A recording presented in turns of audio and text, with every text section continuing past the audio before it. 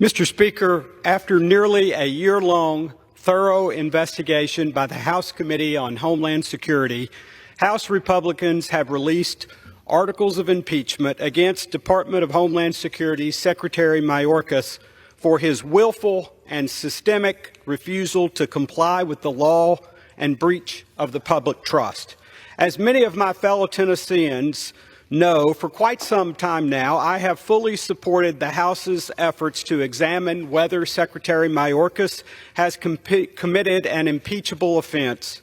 Now, after an investigation into the causes, costs, and consequences of Secretary Mayorkas' actions that have exacerbated this historic humanitarian crisis at our southern border, the time has come to officially release articles of impeachment.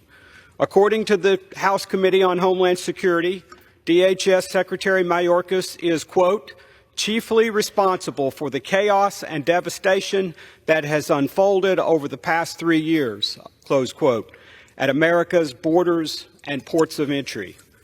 The committee has found that Secretary Mayorkas violated his oath to support and defend the Constitution of the United States by willfully and systematically refusing to comply with federal immigration laws. He has also acted in a manner subversive of the law. These subversive actions and willful negligence of our country's laws have led to an unprecedented level of illegal immigration at our southern border and ports of entry, a fentanyl crisis killing thousands of Tennesseans, and skyrocketing financial costs on the U.S. taxpayers. That's why the first article of impeachment being released is entitled Willful and Systemic Refusal to Comply with the Law.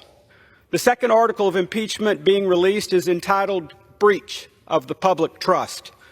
As a cabinet official and someone in the line of succession to the presidency, the American people must trust Secretary Mayorkas to say and do the right thing. Unfortunately, he has done exactly the opposite. He has knowingly made false statements about his refusal to comply with the law and the impact his decisions have had. He has even obstructed the committee's work to save the American people from this catastrophe. We must take all national security threats seriously, and after a thorough, fair, and comprehensive investigation into Secretary Mayorkas remaining in his position is a threat to our national security. Not only has he willfully ignored his constitutional duty to defend our country and breached the public trust, but he has also demonstrated an unwillingness to change course or correct his mistakes. One could only presume that he would continue to be a threat to the health of our nation, its security, and our Constitution. Americans deserve better than what they're getting. Every town in America doesn't have to be a border town. We must exercise our constitutional duty and hold Secretary Mayorkas accountable to our best abilities.